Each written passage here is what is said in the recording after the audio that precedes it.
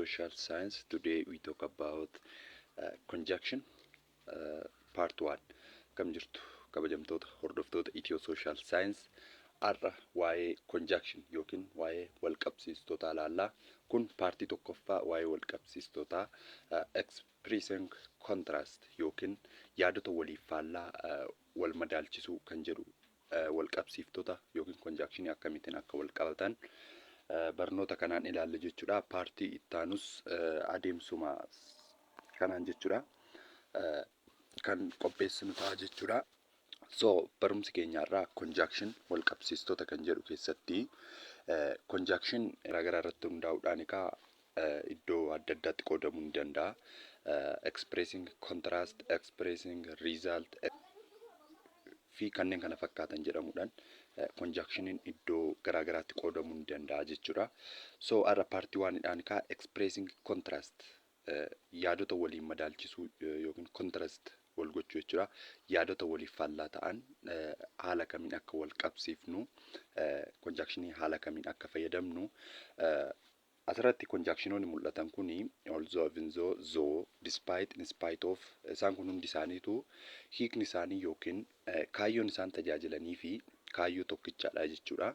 Haa ta'uuti haalli galumsa isaanii jechuudha written English irratti yookiin caasaa barreeffamaa keessatti haalli galumsa isaanii garaagaraadha jechuudha. So isaan kana yeroo baay'ee qorumsa irratti kan gaafatamnu keessaa yeroo baay'ee ni argamu. Haala kamiin galuu akka danda'an, galumsi isaanii maal akka fakkaatu as keessatti kan ilaallu ta'a jechuudha.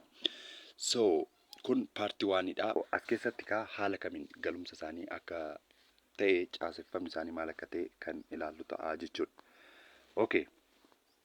Jalqaba irratti although, even though, despite, in spite of, despite the fact that, in spite the fact that jechuun maal jechuudha?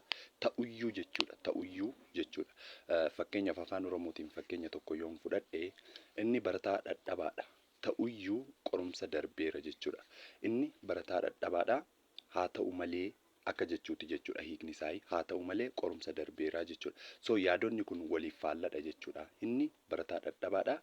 Garuu maal ta'eera qorumsa darbeera jechuudha. So as keessatti inni barataa dadhabaadha. Haa ta'u malee qorumsa darbeera. Yaadota waliif faallaa wal madaalchisuudhaaf kan itti fayyadamnu jechuudha. Mee paatarni isaa yookiin haala galumsa caasaa barreeffamaa keessatti haala kamiin akka ta'e ilaalla jechuudha. So isaan jalqabaa although, even though haala kamiin akka fayyadamnu as keessatti ilaalla jechuudha. Although, even though plus clause or subject plus verb ta'uu qaba jechuudha. Although, even though fi though fuulduratti yeroo kamiyyuu himni barreeffamu yookiin although, even though dura isaatti kan barreeffamu maalidha? Clause ta'uu qaba jechuudha. Subject plus verb hima ta'uu qaba jechuudha. Subject fi verbii qabaachuu qaba jechuudha. Himni fuuldura although, even though barreeffamu jechuudha. Mee fakkeenya kanaa ilaallu. Although he studied hard, he failed. So although jedhee he subjectii qaba, studied akkasumas maalii qaba? Verbii qaba jechuudha. Although he studied hard, he failed. Agam jabaatee qo'atuyyuu maal ta'eera? Kufeera jechuudha hiikni isaa. Ammamiyyuu agamiyyuu akka jechuuti jechuudha hiikni isaa jechuudha. As keessatti even though garaagarummaan isaan qaban hin jiranii haa ta'uti even though digrii isaa olaanaadha jechuudha. Yeroo dubbannu jabeessinee gaafa dubbannu even though fayyadamna malee hiikni isaa tokkicha jechuudha. Akkasumas zone irree akkasuma jechuudha. Haalli galumsa isaanii as keessatti although, even though fi zone wal fakkaataa jechuudha. Although he studied hard, he failed. Even though he studied hard, he failed. Though he studied hard, he failed. So hiikni isaa kan hundumaatiyyuu tokkuma jechuudha. As keessatti although, even though fi though yommuu fayyadamnu subject plus verbii qabaachuu akka qabu ilaalleerra. Akkasumas although, even though fi though barreeffama keessatti hima keessatti gidduutti dhufuu danda'u jechuudha. Sadan isaaniiyyuu gidduutti dhufuu danda'udha jechuudha. As keessatti although, even though fi though wanti adda taasisu place irratti zone dhumarra yookiin at the end of sentences irratti dhufuu danda'a jechuudha. Zone xumura himaa irratti barreeffamuu ni danda'a jechuudha. Although fi even though jalqabaa fi gidduutti qofa kan barreeffaman yoo ta'u, zoon immoo jalqaba, gidduu fi xumura irratti iddoo sadanittuu galuu akka danda'udha jechuudha. So although, even though gaafa fayyadamnu maaltu jiraachuun qaba? Subject plus verbiin fuula duratti barreeffamuu qaba jechuudha. So example lammaffaa haala kamiin gidduutti akka barreeffamanidha jechuudha. I like music, also I like peace and quiet. Muuziqaa nan jaaladha, haa ta'uyyuu malee I like peace and quiet. Tasgabbii fi sagaleen iddoo hin jirre jaaladha jechuudha. Kun yaadota waliif kontrastii ta'anidha jechuudha. Gidduutti yoo dhufu haala kanaan waliin madaalchisna jechuudha. I like music even though I like peace and quiet. I like music though I like peace and quiet. So haala kanaan wal madaalchisuu dandeenya jechuudha gidduutti yommuu dhufanii. Inni sadaffaa, fakkeenya sadaffaa zoon xumura irratti galuu danda'a jenneerra jechuudha. You are poor, you are happy. At xumura irratti galuu danda'a jenneerra jechuudha. You are poor, you are happy. Ati hiyyeessadha. You are happy. Haa ta'uyyuu malee immoo maal jechuudha? Gammadaadha akka jechuuti jechuudha. You are happy, you are poor, you are happy. So as keessatti kaa xumura irratti galuu kan danda'u zoo qofa ta'uu isaatii jechuudha. Okay. Also, even though haala kanaan erga ilaallee booda inni itti aanu maalidha? Despite fi in spite of haala kamiin akka fayyadamnu ilaallaa jechuudha. Inni kun immoo isaan kanarraa gargari jechuudha. Galumsa isaa irratti jechuudha. Despite, in spite of plus noun phrase or gerund phrase hordofsiisuu qabu jechuudha. Despite fi in spite of yommuu fayyadamnu fuulduratti maaltu galuu qaba? Noun phrase jiraachuu qaba yookiin gerund phrase jiraachuu qaba jechuudha. Hima ta'uu hin qabani jechuudha. Phrase yookiin ciroo ta'uu gaalee ta'uu qabu jechuudha. Noun phrase gaalee maqaa ta'uu yookiin gerund phrase isa kana ta'uu qabu jechuudha. Fakkeenyaaf, in spite of the traffic, we arrived on time. In spite of the traffic kan jedhu amma maalidha? Noun phrase dha jechuudha. The traffic hima ergaa guutuu dabarsuu hin dandeenye jechuudha. Noun phrase dha jechuudha. So the traffic, in spite of the traffic, we arrived on time. Despite the traffic, we arrived on time. Lachuusaa hiika tokko qabaa jechuudha. In spite of the traffic ni jedhama. In spite of hin jenna. Despite jennee immoo fuulduratti of jechuu hin qabnu jechuudha. Kun despite of hin jedhamu jechuudha. So haala kanaan galuu qabu jechuudha. Fuuldura isaanii maaltu galuu qaba? Noun phrase fi gerund phrase galuu qabaa jechuudha. In spite of being rich, gerund phrase immoo akkamitti hordofsiisu? In spite of jennee being rich. Amma being rich jechuun gerund phrase dha jechuudha. Being rich, he is not generous. Despite being rich, he is not generous. Hammam sooressa ta'uyyuu inni gara laafessa miti akka jechuuti jechuudha. So haala kanaan fayyadamuu dandeenya jechuudha. In spite of fi despite jechuudha. Okay.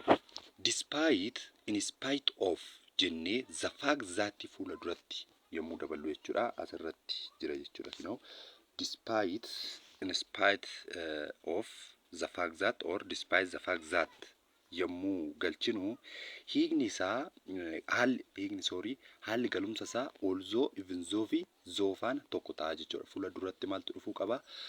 Subject plus verb yookiin clause ta'uu qaba jechuudha. Clause or subject plus verb ta'uu qaba jechuudha. Fakkeenyaaf, despite the fact that jennee fuulduratti subject plus verb qabuu qaba jechuudha. He studied hard, he failed.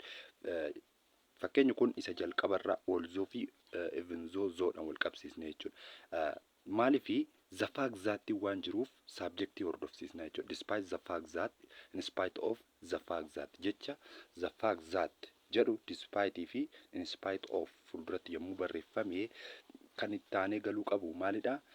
Subject plus verb ta'uu qaba jechuudha. Subject yookiin clause ta'uu qaba jechuudha. Okay. Isaan armaan olitti ilaalle kun all are above conjunction are the same in meaning. Hiikni isaanii tokkuma. There are different in degrees. Haalli itti dubbannu, jabeessinee itti dubbannu degreedhaan jechuudha. Even though kan jedhamu cimaa ta'uu isaa nu agarsiisa. Akkasumas immoo forms haalli galumsa isaanii jechuudha. Fakkeenyaaf despite jennee yookiin in spite ofin gerund phrase yookiin noun phrase fuuldura isaatti hordofsiisa. Also, even though, though, in spite of the fact that, despite the fact that gaafa jennu immoo subject plus verb yookiin clause fuulduratti hordofsiisaa jechuudha. Kun formii isaati jechuudha. Formii isaaniitiin gargari akkasumas place iddoon isaanitti dhufan jechuudha.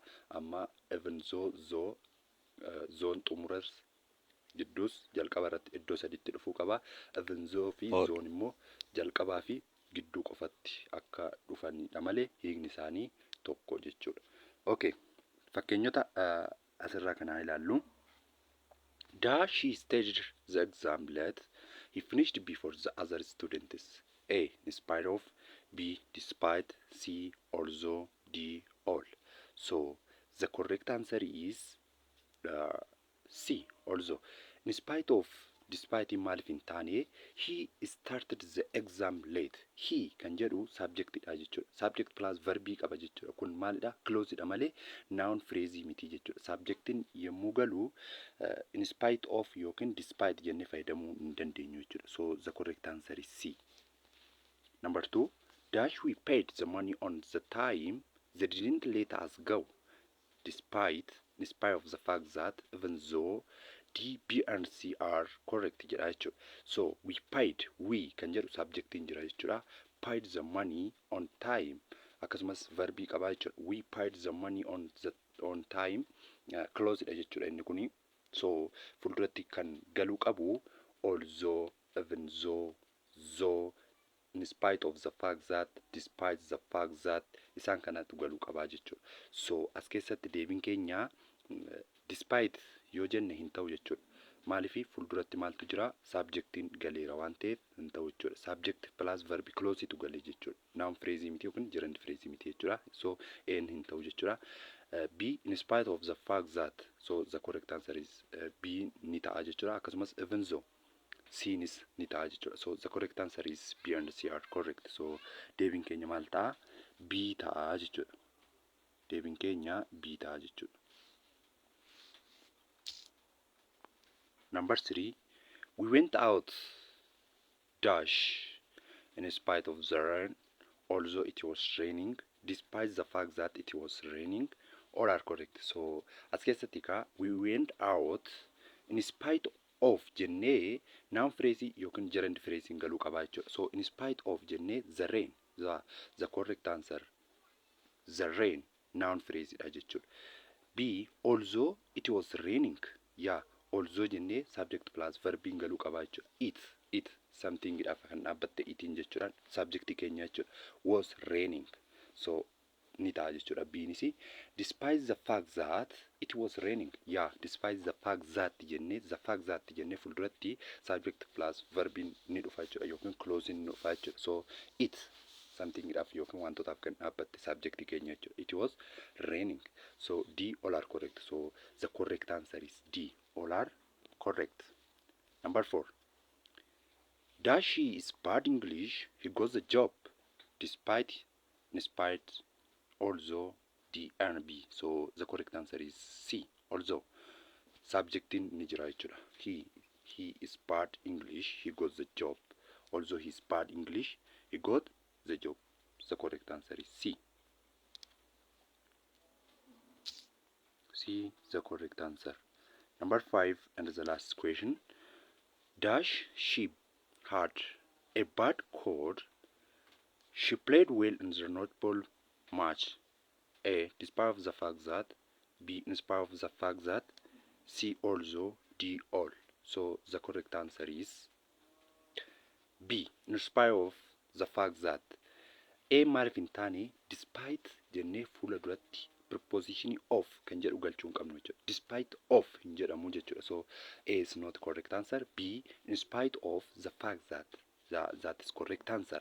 And C is although she bad English. So C is also the correct answer. So our answer is B and C. B and C is correct answer. In spite of the fact that she had a quote also. So B and C are correct answer. B and C are correct answer.